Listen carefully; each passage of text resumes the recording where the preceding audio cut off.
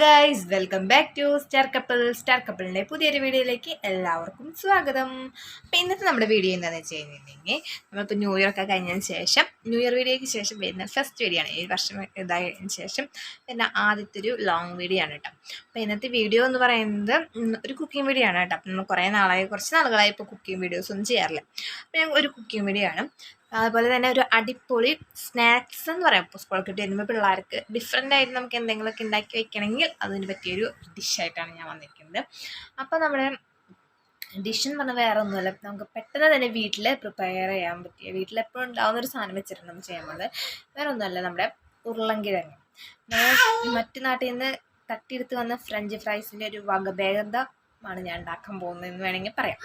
നമ്മൾ ചിക്കൻ വെച്ച് chicken KFC ഉണ്ടാക്കുന്ന പോലെ തന്നെ നമ്മൾ ഉരുളൻകിഴങ്ങ് വെച്ചിട്ട് ഉരുളൻകിഴങ്ങ് KFC ഉണ്ടാക്കാം.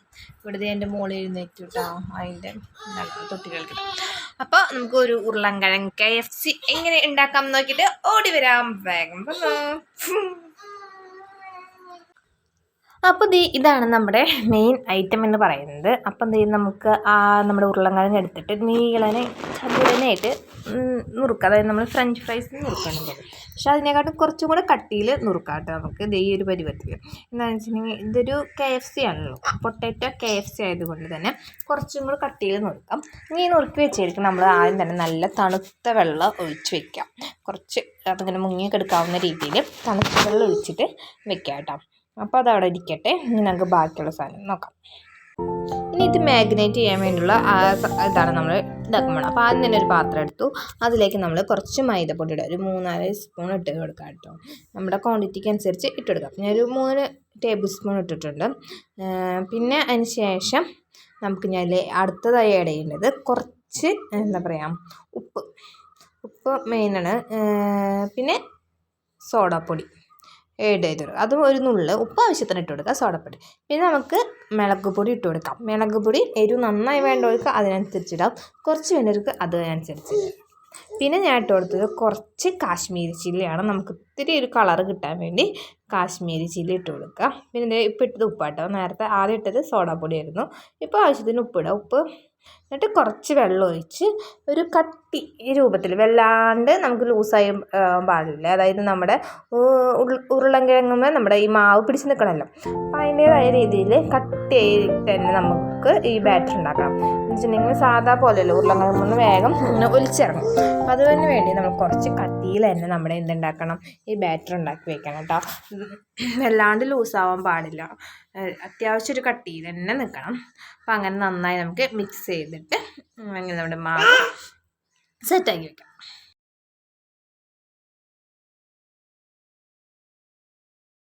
ഇനി നമുക്കൊരു പാത്രം എടുത്ത് അതിൽ കുറച്ചും കൂടെ മൈദപ്പൊടിനെ ആഡ് ചെയ്ത് കൊടുക്കാം. എന്തിനാണെന്ന് വെച്ചാൽ നമുക്ക് ഇടയ്ക്കിടയ്ക്ക് ഒന്ന് അതിൽ മുക്കിയിട്ട് കോട്ടിങ് കൊടുക്കാൻ വേണ്ടിയാണ് കേട്ടോ.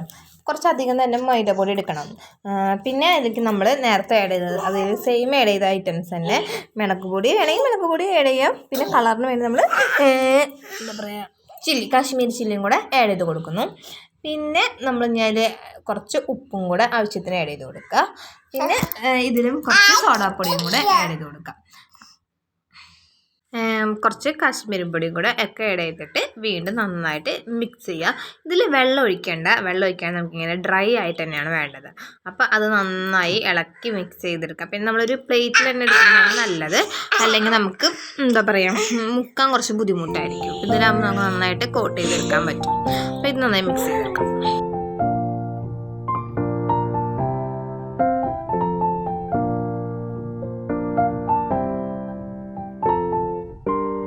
അത് മിക്സ് ചെയ്ത് നമ്മൾ മാറ്റി വെച്ചിട്ടുണ്ട്. ഇനി നമ്മുടെ നേരത്തെ എടുത്ത പൊട്ടാറ്റോ വെള്ളത്തിലിട്ട് വെച്ചിട്ടുണ്ടായിരുന്നില്ല, നല്ല തണുത്ത വെള്ളത്തിൽ, അതെടുത്ത് നന്നായി ടിഷ്യൂ കൊണ്ടൊക്കെ തുടച്ച് ഡ്രൈ ആക്കി എടുത്തിട്ടുണ്ട്. അതിനുശേഷം നമ്മൾ നേരത്തെ ഉണ്ടാക്കി വെച്ചാൽ ആ ബാറ്ററിലേക്ക് നമ്മുടെ ഈ പൊട്ടാറ്റോ കുറച്ച് ഇട്ട് കൊടുത്തിട്ട് നമുക്ക് നേരെ എണ്ണയിലിടുന്ന ടൈമാണ് കേട്ടോ. നന്നായി ഞാൻ കോട്ട് ചെയ്ത് എടുത്തിട്ടുണ്ട്. അപ്പം ഞാൻ പറഞ്ഞില്ല, കുറച്ച് കട്ടി ഉണ്ടെങ്കിലാണ് ഇങ്ങനെ പൊട്ടാറ്റോമേ പിടിച്ചിരിക്കുള്ളൂ, അല്ലെങ്കിൽ പൊട്ടാറ്റോമേ പിടിച്ചിരിക്കില്ല. നല്ല ലൂസായി കഴിഞ്ഞിട്ടുണ്ടെങ്കിൽ പൊട്ടാറ്റോമേ പിടിച്ചിരിക്കാൻ കുറച്ച് ബുദ്ധിമുട്ടായിരിക്കും. ഇത് ഇങ്ങനെ ആക്കി വെക്കുക. അതിന് ശേഷം നമുക്ക് ഇനി ഇവിടെ ഉള്ള പണി ചെയ്യേണ്ടത്, നമ്മൾ അതിന് ഓരോന്നെടുത്തിട്ട് കണ്ട ആ ഡ്രൈ ആയ പൊടിയിലേക്ക് ഇട്ട് കൊടുക്കാം. എന്നിട്ട് അതുമ്പോൾ നന്നായിട്ട് കോട്ട് ചെയ്യും. സ്പൂൺ വെച്ചിട്ടോ അല്ലെങ്കിൽ നമുക്കിങ്ങനെ വിരൽ വെച്ചിട്ടൊന്ന് ജസ്റ്റ് ഒന്ന് നന്നായി കോട്ട് ചെയ്ത് കഴിഞ്ഞിട്ടുണ്ടെങ്കിൽ ആ ഒരു ഇതുമ്പോൾ കണ്ടാൽ നന്നായി പിടിച്ചെടുക്കാം. ഇത് നമുക്ക് 2-3 ലെയർ വേണം ചെയ്യാം. ഞാൻ ഇനി വീണ്ടും ഈ ഒരു ബാറ്ററിലിട്ട് വീണ്ടും അതിൽ മുക്കി അങ്ങനെ വേണമെങ്കിൽ നമുക്ക് ചെയ്യാം. പക്ഷെ ഞാൻ ഈ ഒറ്റൊരു ബാറ്ററിലാണ് നമ്മൾ ചെയ്യുന്നത്, പെട്ടെന്ന് കരിയാൻ വേണ്ടിയാണ് കേട്ടോ. അങ്ങനെ ഓരോന്നും എടുത്ത് ഞാൻ ഇതിൽ വെച്ച് അതിന് മീതേക്ക് ഈ ഡ്രൈ ആയിട്ടുള്ള ഒരു മിക്സും കൂടെ ആഡ് ചെയ്ത് അങ്ങനെ വെക്കണം. അപ്പോൾ ഞാൻ ഫസ്റ്റ് നമുക്ക് എണ്ണയിലേക്ക് ഇടാനുള്ള ഫസ്റ്റ് ഒരു സ്റ്റെപ്പാണ് ഞാൻ ചെയ്യുന്നത് കേട്ടോ.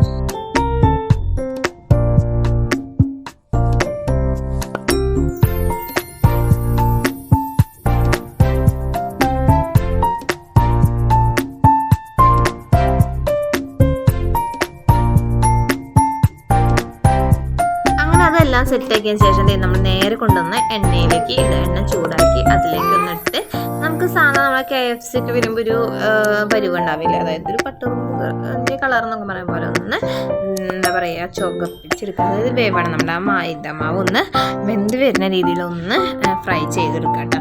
അപ്പോൾ അങ്ങനെ നമുക്ക് നേരെ എണ്ണയിലിട്ട് ഒന്ന് തിരിച്ച് മറിച്ചൊക്കെ ഇട്ട് കൊടുത്ത് ഫ്രൈ ചെയ്യണം. തിരിക്കും മറിഞ്ഞാൽ പതുക്കെ വേണം, ഒരു പുറം വെന്തതിന് ശേഷം അടുത്ത് ചെയ്യുന്നതാണ് നല്ലത്, അല്ലെങ്കിൽ നമുക്ക് പെട്ടെന്ന് അത് ഉടയാൻ ചാൻസ് ഉണ്ട്. അപ്പോൾ അതൊന്ന് നന്നായിട്ട് ഡീപ്പ് ഫ്രൈ ചെയ്തെടുക്കാം.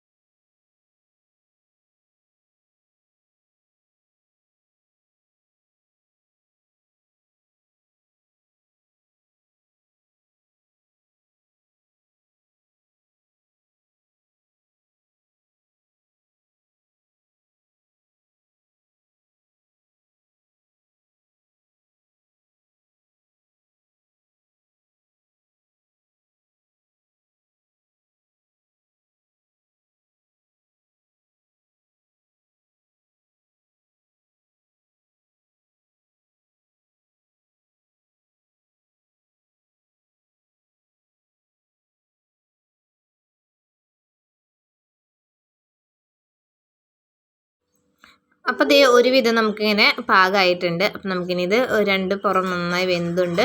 പിന്നെ തീ കുറച്ചിട്ട് വേവിക്കണം, എന്നാലാണ് നമ്മൾ ഉരുളങ്ങളും കൂടെ വേവണമല്ലോ. അപ്പോൾ തീ നന്നായി ഒന്ന് കുറച്ചിട്ട് വേവിച്ച് കഴിഞ്ഞിട്ടുണ്ടെങ്കിൽ നന്നായി പൊട്ടാറ്റോയും കൂടെ വെന്ത് കിട്ടും.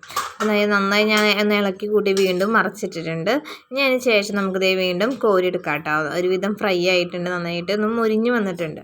അപ്പോൾ നമുക്ക് ഒന്ന് കോരിയെടുക്കുമ്പോൾ എണ്ണ നന്നായി വാറ്റിയെടുക്കുക. അതേപോലെ തന്നെ ഒരു ടിഷ്യൂ പേപ്പർ ഇടാം, നമ്മുടെ എണ്ണയൊക്കെ നന്നായി പോയി കിട്ടും. അല്ലെങ്കിൽ ടിഷ്യൂ പേപ്പറിൽ പ്ലെയിൻ വൈറ്റ് പേപ്പറിൽ ഇട്ടാലും മതി. നമ്മുടെ എണ്ണയൊക്കെ നന്നായി അതിൽ നിന്ന് വറ്റിപ്പോയി സൂപ്പറായി കിട്ടും. അപ്പോൾ കാണുമ്പോൾ തന്നെ കണ്ടു നമുക്കൊരു KFC ലുക്കാണ് തരിക. പിന്നെ ഞാൻ പറഞ്ഞ പോലെ ഫസ്റ്റത്തെ ആ ഡ്രൈനെസ് ചെയ്യുന്ന 2-3 വട്ടം ചെയ്ത് കഴിഞ്ഞിട്ടുണ്ടെങ്കിൽ നമുക്കൊരു KFC പുറത്ത് ഇങ്ങനെ നിൽക്കണ പോലെ അതേപോലെ കിട്ടും. ഇത് അതേപോലെയാണ് കേട്ടോ. അപ്പോൾ ഇത് ഞാൻ നേരെ ടിഷ്യൂ പേപ്പറിലേക്കാണ് ഇട്ട് കൊടുക്കുന്നത്. അപ്പോൾ ഇതാണ് നമ്മുടെ സാധനം. കാണുമ്പോൾ ചിക്കൻ ഫ്രൈഡ് ഒക്കെ ലുക്ക് ഉണ്ട്, പക്ഷെ ചിക്കൻ അല്ല. നമുക്ക് വേണമെങ്കിൽ ചിക്കൻ വെച്ചിട്ട് ഇതേപോലെ ചെയ്യാം കേട്ടോ. അപ്പോൾ കാണുമ്പോഴൊക്കെ നല്ല ലുക്ക് ഉണ്ട് കേട്ടോ. പിന്നെ ഇത് ചൂടോടുകൂടി ആ ക്രിസ്പ്നെസ്സോട് കൂടി കഴിക്കണം കേട്ടോ. ഇതാണ് നമ്മുടെ സാധനം. എല്ലാവരും ഒന്ന് ട്രൈ ചെയ്ത് നോക്കാം. അപ്പോൾ നമ്മുടെ കുക്കിംഗ് വീഡിയോ എല്ലാവർക്കും ഇഷ്ടപ്പെട്ടെന്ന് വിചാരിക്കുന്നു. അപ്പം നമ്മൾ കഴിച്ചു നോക്കിയപ്പോൾ അമ്മയും ഞാനായിരുന്നു കേട്ടോ അതൊന്ന് ഉണ്ടാക്കിയപ്പോൾ കഴിക്കാനുണ്ടായിരുന്നത്. അപ്പം നമ്മൾ കഴിച്ചു നോക്കിയപ്പോൾ നല്ല ഇഷ്ടമായി. ഇതിൻ്റെ വീഡിയോയിലൊക്കെ സംസാരിച്ചിറങ്ങിയിട്ട് മോളിട്ടോ എന്താ പറയണേ, വീഡിയോ എടുക്കുന്ന കൂടി വന്ന. അപ്പം കഴിച്ചു. ഞാൻ അമ്മയായിരുന്നു കഴിച്ചത്. അമ്മയ്ക്ക് നല്ല ഇഷ്ടം. പക്ഷെ അത് നമുക്ക് ആ ഒരു വീഡിയോ എടുക്കാൻ പറ്റിയില്ല. അപ്പോഴേക്കും ഇവള് ഉണ്ണി അലമ്പായി ഉണ്ടായിരുന്നു. നമുക്ക് പെട്ടെന്ന് കഴിക്കേണ്ടി വന്നു. ഞാനത് വീഡിയോ ഒക്കെ എടുക്കണമെന്ന് വിചാരിച്ചിട്ടുണ്ടായിരുന്നതാണ്, പക്ഷെ നമുക്കത് പറ്റിയില്ല. അപ്പോഴേക്കും ഇവിടെ അലമ്പായപ്പോൾ നമ്മൾ പെട്ടെന്ന് വേഗം കഴിച്ചു. അപ്പം നല്ല രസമുണ്ടായിരുന്നു. നമുക്ക് ചിക്കനൊക്കെ വെച്ച് ചെയ്യുകയാണെങ്കിൽ ഇതിനെക്കാട്ടും നല്ലൊരു ടേസ്റ്റ് ഉണ്ടാവും. അപ്പോൾ നമ്മുടെ വീഡിയോ ഇഷ്ടപ്പെട്ടെന്ന് വിചാരിക്കുന്നു. അപ്പോൾ ഇഷ്ടപ്പെട്ടാൽ എന്ത് ചെയ്യണം? ലൈക്ക് ചെയ്യുക, ഷെയർ ചെയ്യുക, സബ്സ്ക്രൈബ് ചെയ്യുക. മറ്റൊരു പുതിയ വീഡിയോ ആയിട്ട് വീണ്ടും കാണുന്നതായിരിക്കും. ബൈ, ടാറ്റാ. ടാറ്റ കൊടുത്തേ, ടാറ്റ, ബൈ ബൈ. പുറത്തേക്ക് കേട്ടോ ടാറ്റ കൊടുക്കും.